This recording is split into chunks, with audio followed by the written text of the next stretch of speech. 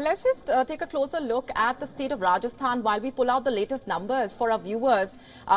In that state, a very crucial contest as far as the heartland is concerned. But, speaking of the way in which it has a pattern of not voting for the same party in a back-to-back election, will the Congress be able to buck that trend or not remains to be seen. But in terms of the key issues, what do you think stands out for you in the way in which the BJP and the Congress have actually led that campaign there? The BJP does not usually name a chief ministerial candidate when it's in the opposition. Right. Although that was not the case in some other states, including Madhya Pradesh, where it was in government and it still didn't name a chief ministerial candidate. So the question is, is this an indication of the fault lines inside the BJP, which are preventing it from announcing a name? Who will be the face of the campaign? That's number one. Number two, I think the broader issue is also the kind of schemes that we should prepare for and the kind of role that the opposition will play in 2024 after the Lok Sabha elections are over.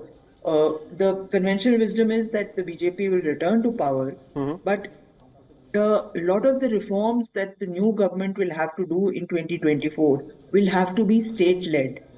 And if the state governments are actively, if not passively, hostile to the central government, these reforms will be more difficult to carry out.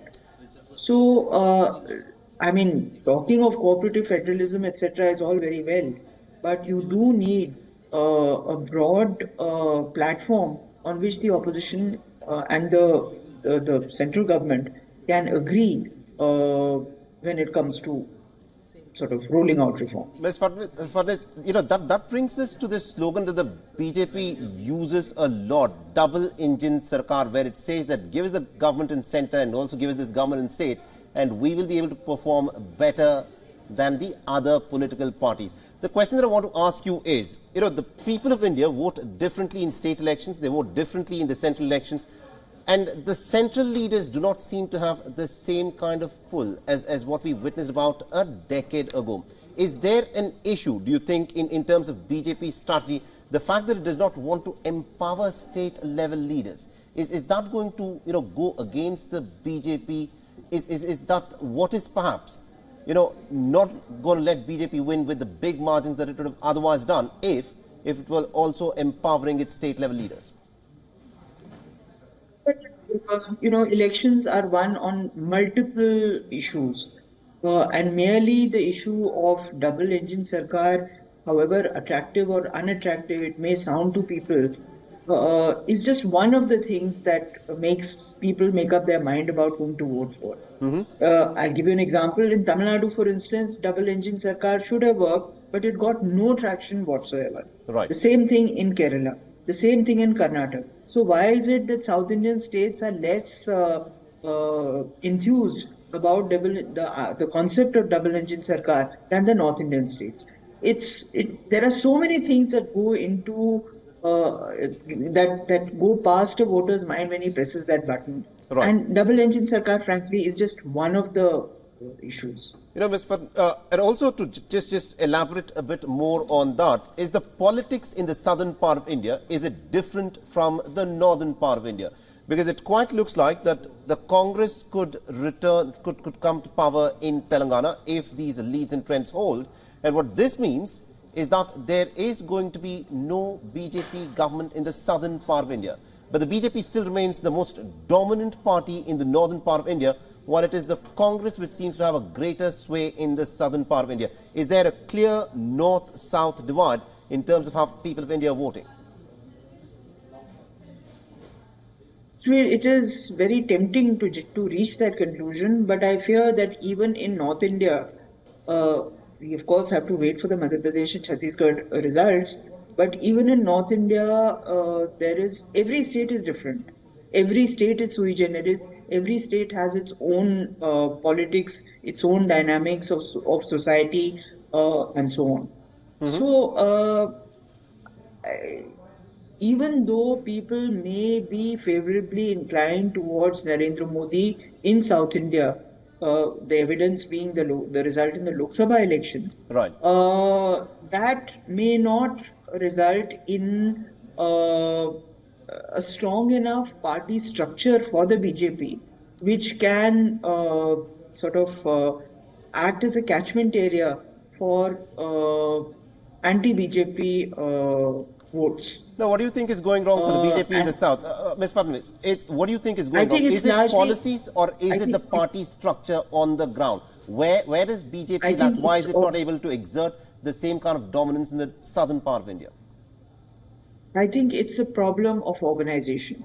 And in Tamil Nadu, for instance, the BJP is trying very hard to bounce back, but is not being successful in beefing up its organization on the ground. It has to do with a number of complex issues, including the way the states were organized in terms of language. Right. BJP has consistently said Hindi should be the national language.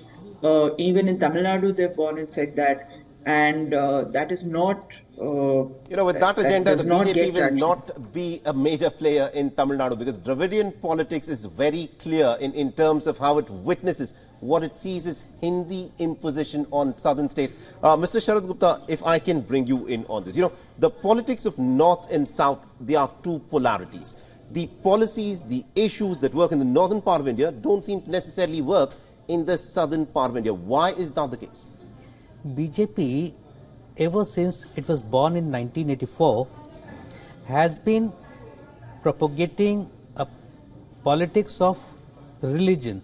And that cuts across northern India much more than it cuts across people in South India. That's one. From Ram Temple to now Kashi Vishwanath Temple to Mahalok Corridor to means you just name the place, and every month you can see the Prime Minister praying in some other temple. So that is one thing which is impacting the people of North India much more than the people of South India. One. Secondly, the caste politics, that is also a reality in North India much more than in South India. So there are few things, and then Dravidian politics. Right. So you can't, means BJP has been unable to make a dent into Dravidian politics.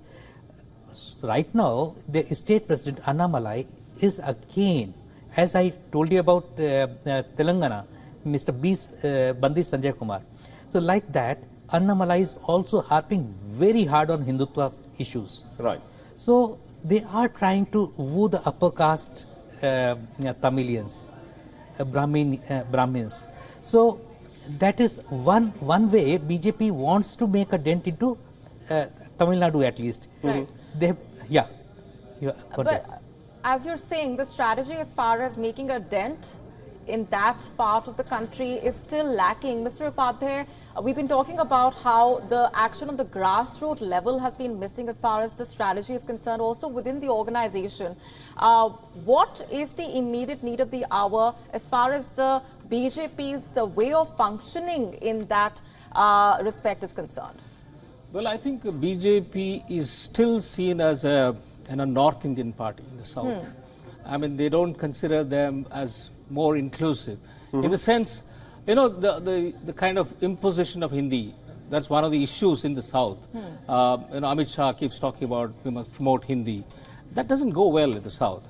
I mean, the southern states have their own languages and they're very proud of it.